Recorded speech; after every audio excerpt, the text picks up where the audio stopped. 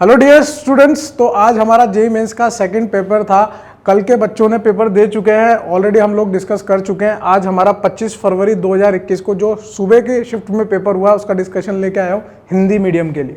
ठीक है, सबसे पहला क्वेश्चन देखो आप। पहले क्वेश्चन से पहले मैं आपको बता दूं, जो कल का पेपर हुआ था उससे थोड़ा सा मुश्किल पेपर था। जैसा कि मैंने पहले भी आपको बताया था कि जितनी जल्दी आप अटेम्प्ट देके फ्री होते हो, इस अटेम्प्ट में आप क्लियर कर लेते हो, नेक्स्ट अटेम्प्ट जो भी आएगा वो थोड़ा सा टफ ही होगा।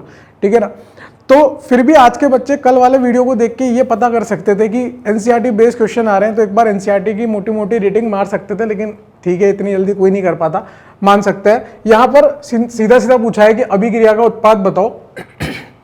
मोलिब्डेनम ऑक्साइड आपको दिया हुआ है हाई प्रेशर हाई टेम्परेचर पे। तो भैया हमने पढ़ा हुआ है एन हेक्सेन जो होता है हमारा 3-4 एन हेक्सेन की रिएक्शन जब अपन मोलिब्डेनम ऑक्साइड के साथ कराते थे हाई प्रेशर हाई टेम्परेचर पे, उच्च ताप और उच्च ताप में जब अपन रिएक्शन कराते थे हाई प्रेशर हाई टेम्परेचर पे, तो हमारा यहाँ पर बेंजीन का निर्माण होता था।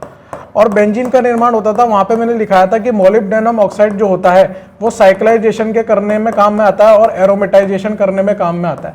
कहाँ पढ़ाया था? बेंजीन के निर्माण की विधि के अंदर ये पढ़ाया था कि ये साइक्लाइजेशन एरोमेटाइजेशन करने में काम में आता है। एनसीईआरटी की रिएक्शन है, ज्यादा कोई हार्ड रिएक्शन नहीं थी। अब देखो क्वेश्चन क्या दिया हुआ है। क्वेश्चन में सबसे पहले तो कार्बन गिनने पड़ेंगे 1 2 3 4 5 6 और एक कार्बन यहाँ पे अटकाया हुआ है इन्होंने। तो यहाँ पर होगा क्या? मोलिब्डेनम ऑक्साइड दिया हुआ है, वही साइक्लाइजेशन करने में काम आएगा। देख लो आप, टेम्परेचर 773 केल्विन और 10 से 20 एटमॉस्फेरिक प्रेशर दिया, यानी कि हाई प्रेशर हाई टेम्परेचर की बात कर रहा है। तो कुछ नहीं करना, हमें तो साइक्लाइजेशन एरोमेटाइजेशन करना है। ये चक्रीय वलय बना दी हमने और उसको एरोमेटिक बना दिया और यहाँ पर इस मिथाइल को चिपका दिया, टोलुइन हमारा निर्माण हो गया। टोलुइन के निर्माण की विधि में भी बहुत सारी अपन ने देखी थी कि टोलुइन के निर्माण की विधि क्या हो सकती है। ये रहा आपका टोलुइन। ठीक है, तो आंसर सीधे सीधे सेकंड आ जाएगा। एनसीईआरटी की रिएक्शन है, कोई हार्ड रिएक्शन नहीं थी। नेक्स्ट क्वेश्चन देखो, साइनाइड का जल अपघटन किया हुआ है, ऐसे ही लग रहा है मुझे तो H2S+, और फिर उसके बाद SOCl2, फिर उसके बाद H2 पेडियम बेसोफोर यानी कि रोजेनमुन उत्प्रेरक लिया हुआ है और अभिक्रिया का उत्पाद पूछ रहा है ना। सीक्वेंस वाली रिएक्शन है, एक के बाद एक के बाद एक। तो अपन देखते हैं इसको। साइनाइड का पूर्ण रूप से जल अपघटन, जब आपको कुछ ना लिख के दिया हो तो हम जल अपघटन कैसा करते हैं? पूर्ण रूप से जल अपघटन करते हैं। और साइनाइड का पूर्ण रूप से जल अपघटन करना मैंने आपको सिखा रखा है। यहाँ पर कार्बोक्सिलिक अम्ल बनेगा, फिर कार्बोक्सिलिक अम्ल के बाद यहाँ पर SOCl2 से इसको ट्रीट करेंगे तो यहाँ पर क्या बन जाएगा? OH के स्थान पर Cl लग जाएगा। इस OH के स्थान पर क्या लग जाएगा? Cl लग जाएगा। और ये बन गया आपका एसिड हैलाइड। एसिड हैलाइड को जब आप H2 पैलिडियम BSO4 के साथ ट्रीट करोगे तो H2 पैलिडियम BSO4 क्या है आपका? रोजेनमुन। अब रोजेनमुन उत्प्रेरक है, रोजेनमुन उत्प्रेरक, रोजेनमुन कैटलिस्ट है। रोजेनमुन कैटलिस्ट क्या करता है? एसिड हैलाइड को किस में बदलता था? अल्डिहाइड में बदलता था। यहाँ पर क्या आ जाएगा? आपका अल्डिहाइड आ जाएगा। अब आपको पहचानना है ऊपर अल्डिहाइड दिया है क्या कहीं पे? पहले ही ऑप्शन में अल्डिहाइड दिया है, आगे जाने की जरूरत नहीं है। आगे एसिड दिया, अल्कोहल दिया। टाइम बचाने का बहुत महत्वपूर्ण तरीका, खट देने से टिक लगाओ, कॉन्फिडेंस रखो अपने आप में। निम्नलिखित में से कौन एसिटल्डिहाइड नहीं देगा? देखो, परेशान करने के लिए यहाँ पर नहीं देगा वाली सिचुएशन लगा देते हैं वो लोग, देखना भूल जाएंगे तो हमारा आंसर रॉन्ग आने के पूरे पूरे चांसेस है। यहीं पे थोड़ी सी उसने टेक्निक बिड़ाई है। जो पिछले पेपर आए थे, कल के पेपर जो आए थे, उनसे थोड़ा सा हार्ड पेपर में इसी क्वेश्चन को देख के मानूंगा बस।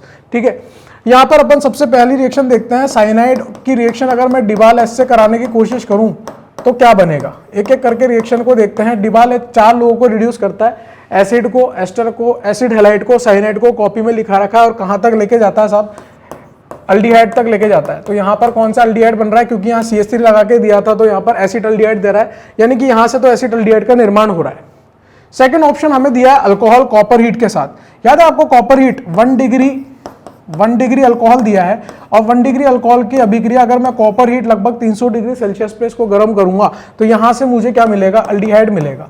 और अगर यहीं पे अगर मैं अच्छे ऑक्सीकारक, प्रबल ऑक्सीकारक लेता तो वहां से मुझे एसिड मिलता। कॉपर हीट क्या है मेरे लिए? माइल्ड ऑक्सीकारक होता है, यानी कि यहां से भी मुझे एसिटल्डिहाइड प्राप्त हो रहा है। अगला रिएक्शन जो मुझे दिया हुआ है सेकंड नंबर पे, ये फर्स्ट नंबर है। थर्ड नंबर पे देखते हैं CH3CH2OH और इसकी रिएक्शन करा रखी है CrO3 + H2SO4। इसको देख के साफ साफ पता चल रहा है सर कॉपी का एग्जाम्पल है जोन्स अभिकर्मक। याद है जोन्स अभिकर्मक की बात करी थी? जोन्स अभिकर्मक जो होता है वो कैसा होता था? प्रबल ऑक्सीकारक होता था। और प्रबल ऑक्सीकारक 1 डिग्री अल्कोहल को कहां तक लेके जाता है? एसिड तक लेके जाता है। 1 डिग्री अल्कोहल को एसिड तक लेके जाता है। बात समझ में आ रही है? तो एसिटल्डिहाइड इससे नहीं मिल रहा, यानी कि आंसर तो हमारा ये हो गया, एक ऑप्शन करेक्ट होता है, इसलिए आंसर तो हमारा पता चल गया हमें।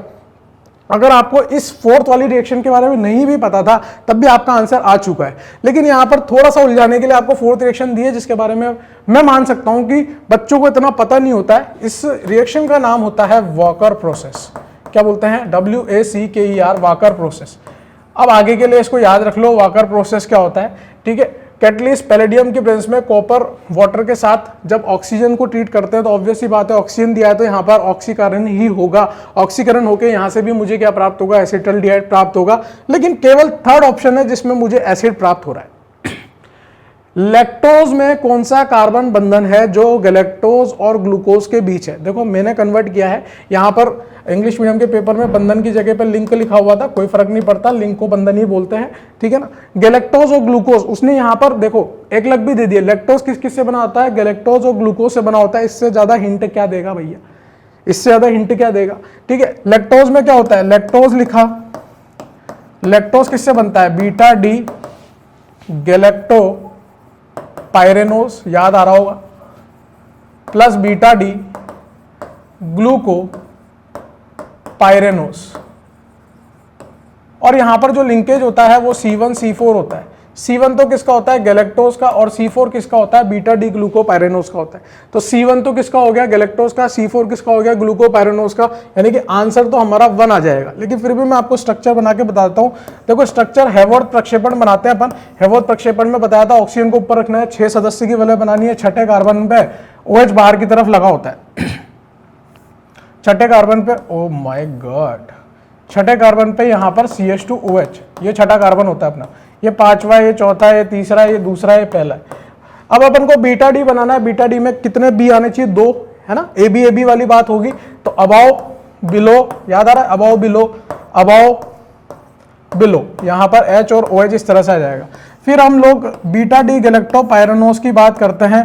बीटा डी गैलेक्टोपायरेनोज और बीटा डी ग्लूकोपायरेनोज जो होते हैं एक दूसरे के एनोमर भी होते हैं और एपीमर भी होते हैं। चौथे कार्बन पे यहाँ पे बदलाव आता है, OH यहाँ पर आ जाता है चौथे कार्बन पे। बाकी पांचवें कार्बन पे वही कहानी रहने वाली है, यहाँ पर हाइड्रोजन आ जाएगा, ठीक है। और यहाँ पर वही कहानी रहने वाली है, यहाँ पर वही कहानी रहने वाली है, और यहाँ पर भी वही कहानी रहने वाली है। आपको कुछ नहीं करना, यहाँ से वाटर का मॉलिक्यूल रिमूव करना था। तो C1 तो आप देखो, C1 और C4 किसका है? ये तो आपका गैलेक्टोज है, गैलेक्टोपायरेनोज, और ये आपका ग्लूकोज है। तो C1 तो हमने लिया गैलेक्टोज का, और C4 हमने किसका लिया? ग्लूकोज का लिया। गैलेक्टोज और ग्लूकोज को आपस में जोड़ दिया और क्या बना लिया? लैक्टोज बना लिया, जो हमारा ओलिगोसैकेराइड होता है। निम्नलिखित में से कौन से यौगिक सोडियम बाइकार्बोनेट परीक्षण? अब GOC का सवाल है, इससे लल्लू सवाल मैं नहीं मान सकता, फोकट के नंबर।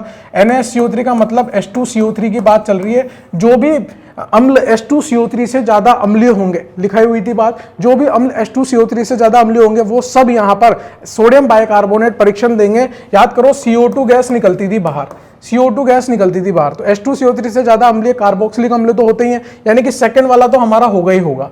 थर्ड वाला पिक्रिक एसिड होता है। पिक्रिक एसिड का जो पीके होता है आपको बता रखा है, पीके लगभग 1 के बराबर होता है। तो पिक्रिक एसिड भी कार्बोक्सिलिक से भी ज्यादा पिक्रिक एसिड हमारा अम्लीय होता है, तो थर्ड भी हमारा ऑप्शन होगा। सेकंड और थर्ड दो ऑप्शन में आ रहे हैं, थर्ड में और फोर्थ में। अब हमें फर्स्ट के ऊपर जिम्मेदारी रखनी है। आप बात करोगे फिनॉल की, तो क्या फिनॉल सोडियम बाइकार्बोनेट परीक्षण देता है? नहीं। फिनॉल और बेंजोइक एसिड को अंतर रखने का, फिनॉल और बेंजोइक एसिड में डिफरेंस करने का तरीका ही हमारे पास सोडियम बाइकार्बोनेट परीक्षण था, तो फिनॉल ये परीक्षण देता ही नहीं है। अगर फिनॉल नहीं दे रहा तो इसके बगल में ऑर्थो मेटा पैरा पे मैं ऐसे समूह लगा रहा हूं जो इसकी अम्लीयता को और कम कर रहे हैं। NH2 ग्रुप क्या कर रहे हैं? NH2 ग्रुप यहां पर +M समूह है जो यहां पर इसकी अम्लीयता को और कम कर रहे हैं, तो ये फर्स्ट तो देगा ही नहीं साहब। तो आंसर क्या आ जाएगा हमारा? सेकंड और थर्ड आ जाएगा, जो कि H2CO3 से ज्यादा अम्लीय है। सिंपल सवाल, लल्लू सवाल। निम्नलिखित में से कौन सी अभिक्रिया द्वारा पैरा अमीनो, यहां पर एजो और ऐड करो, पैरा अमीनो एजो बेंजीन का निर्माण नहीं किया जा सकता। अगेन देखो यहां पर नहीं किया जा सकता, ये बहुत इंपॉर्टेंट वर्ड्स हो जाते हैं। नहीं किया जा सकता यहां पर बात कर रहे हैं अपन। तो यहां पर पहले तो पैरा अमीनो एजो बेंजीन होगा क्या? ये हमारा एनिलीन है, N डबल बॉन्ड N है, और ये बेंजीन है, ठीक है। ये बेंजीन है, N डबल बॉन्ड N है, NH2 है। इसका रंग कौन सा होता है? पीला रंग होता है, याद आ रहा है? जिस रंग से लिख रहा हूं वही रंग होता है, येलो कलर की डाई बनती है, पीले रंग की यहाँ पे डाई देखने को मिलती है। अब हमें बस यही बनाना है कि ये किससे संभव है बनना। तो यहाँ पर अगर अपन बात करेंगे टिन HCl की, तो टिन HCl सबसे पहले NO2 को किस में निपटाएगा भाई, NO2 को निपटाएगा वो एनिलीन में, उसका अपचयन कर देगा टिन HCl एनिलीन तक। याद करो नाइट्रोबेंजीन का, बहुत उम्दा सवाल, वेरी गुड सवाल यार, बहुत ही अच्छा सवाल है ये। नाइट्रोबेंजीन का अपचयन मैंने आपको पढ़ाया था अम्लीय माध्यम में, क्षारीय माध्यम में और उदासीन माध्यम में। तो यहाँ पर अम्लीय माध्यम में एनिलीन तक हो जाता है, और एनिलीन में जाने के बाद जब मैं उसको HNO2 से डील करता हूं तो वो डाईएजो बेंजीन डाइजोनियम सॉल्ट में बदल जाता है, N ट्रिपल बॉन्ड N+ में बदल जाता है। और फिर जब मैं इसको एनिलीन से ट्रीट करूंगा तो मुझे क्या उत्पाद देखने को मिलेगा, ये देखने को मिलेगा पैरा स्थिति पर, पैरा स्थिति पर N कपलिंग हो रही है, NC कपलिंग हो रही है, CN कपलिंग हो रही है।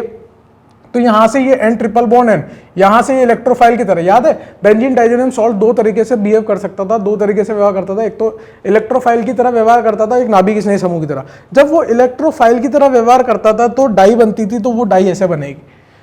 अब नेक्स्ट एग्जांपल देखो, बी ऑप्शन में क्या दिया हुआ, सोडियम बोरोहाइड्रेट। सोडियम बोरोहाइड्रेट के बारे में चीख के बोला था, केवल 4 लोगों को रिड्यूस करता है, अल्डिहाइड को, कीटोन को, एसिड हैलाइड को और अल्काइल हैलाइड जो SN2 देते हैं। यहां तो नाइट्रो लगा है, ये अपचयन ही नहीं करेगा तो आगे की बात ही नहीं करेंगे, यहां से संभव नहीं है भैया। यहां पे सीधे एनिलीन दे दिया हमको, और एनिलीन के बाद HNO2 दे दिया, HCl दे दिया और एनिलीन, यानी कि यही आइटम दे दिया, सेकंड और थर्ड नंबर का दे दिया, और सीधे एनिलीन यहाँ पे जो पहला काम हमने एनिलीन बनाने में किया था वो सीधा काम इसने एनिलीन बना के दे दिया। तो यहां से भी संभव है, यानी कि सी ऑप्शन भी सही है, ऑप्शन दो तो हो नहीं सकते। अच्छा, फर्स्ट सेकंड थर्ड फोर्थ ये रहा, तो ए और सी ऑप्शन सही है।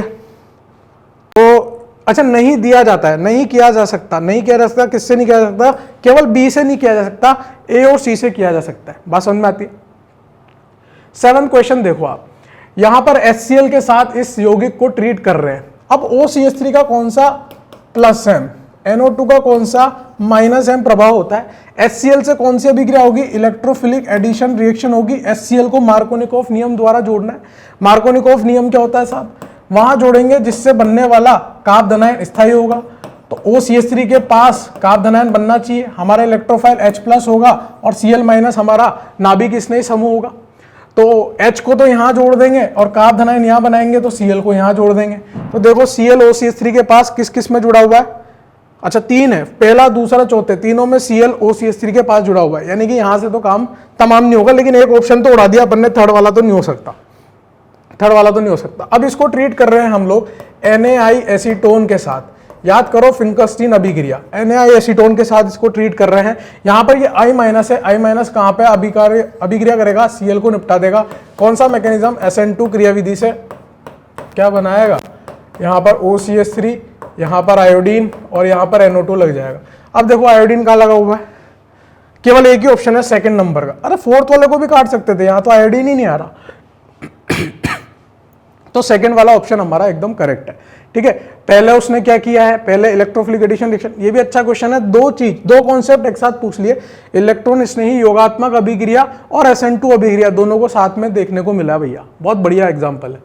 8वां क्वेश्चन देखो, निम्नलिखित में से कौन सा कथन सत्य है। हालांकि देखो पेपर सिंपल था, लेकिन उसने कंसेप्ट सारे पूछने की कोशिश की है, कंसेप्ट सारे पूछने की कोशिश की है। NCERT से लेवल अपर नहीं रखा ज्यादा, NCERT लेवल पर ही उसने पेपर बनाने की कोशिश की है। यहां पर लिखा है ब्यूना एन प्राकृतिक बहुलक है। पहले तो क्वेश्चन पढ़ो, कथन सत्य कौन सा है, हमें ट्रू स्टेटमेंट बताना है जो इनमें से सही ऑप्शन है। ठीक है, तो ब्यूना एन प्राकृतिक बहुलक है, कैसे हो जाएगा भैया, प्राकृतिक, प्राकृतिक नहीं है ये तो संश्लेषित है। क्या है, संश्लेषित है, मानव द्वारा निर्मित है भैया। तो ये ब्यूना एन तो प्राकृतिक नहीं होता, संश्लेषित होता है, मानव द्वारा निर्मित होता है। ब्यूना एन के निर्माण के लिए नवजात ऑक्सीजन की आवश्यकता होती है। नवजात ऑक्सीजन मतलब नेसेट ऑक्सीजन। हाँ, ये बात थोड़ी सी सही लग रही है। ब्यूना एन का जब निर्माण करते हैं तो योगात्मक अभिक्रिया चलती है। अब योगात्मक अभिक्रिया मुक्त मूलक योगात्मक भी हो सकती है, इलेक्ट्रोफिलिक योगात्मक भी हो सकती है, न्यूक्लियोफिलिक योगात्मक भी हो सकती है। लेकिन ब्यूना एन की बात करेंगे तो ये मुक्त मूलक योगात्मक अभिक्रिया से भी बनाया जा सकता है। अब मुक्त मूलक योगात्मक अभिक्रिया से जब हम बनाते हैं तो जैसे ये H2O2 वगैरह ले लेते हैं या हम O2 वगैरह ले लेते हैं, इनका क्या करते हैं हम, इसका क्या करते हैं हम, यहाँ पर होमोलिटिक फिजन करते हैं।